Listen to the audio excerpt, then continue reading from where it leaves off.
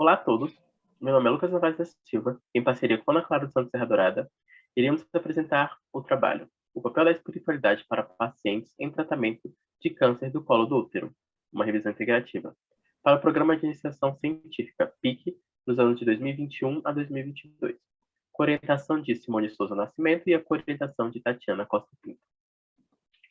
O câncer de colo de útero, ou CCU, é um problema de saúde pública que, durante o tratamento, desenvolve na paciente vulnerabilidades.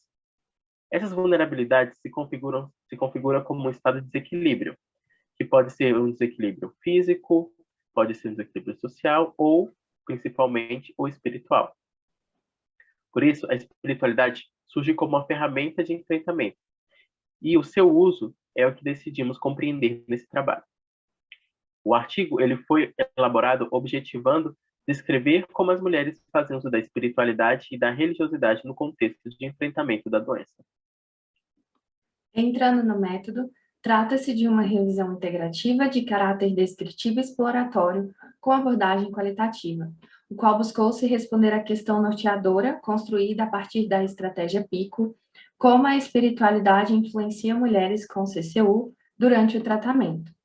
Assim, os dados foram coletados nas bases de dados BVS, PubMed, Lilacs, Bedenf, Cielo e o Google Acadêmico, e assim foram criados os critérios de inclusão. Então, foram incluídos os estudos em formato de artigos publicados entre 2016 e 2021, que estivessem completos, disponíveis na íntegra em online, cujo idioma de publicação fosse português, inglês e ou espanhol. Também foram incluídos os estudos primários indexados nas bases de dados que eu citei anteriormente e que abordassem o uso da espiritualidade como ferramenta de enfrentamento pelas mulheres que já receberam um diagnóstico primário de CCU e que realizaram o tratamento quimioterápico, radioterápico e ou cirúrgico. Também foram criados os critérios de exclusão, então foram excluídos os estudos duplicados e aqueles que tinham amostras compostas por crianças, adolescentes e homens. Quanto ao resultado, foram identificados 60 artigos nas bases de dados anteriormente mencionadas, dos quais 5 foram para a amostra final. Esses 5 artigos passaram por um checklist do Joanna Briggs Institute para avaliação da qualidade metodológica, seguindo um checklist de análise qualitativa, no qual desse checklist todos foram classificados em baixo risco de viés. Quanto à análise dos resultados, foram identificados que os 5 artigos tinham assuntos em comum. Esses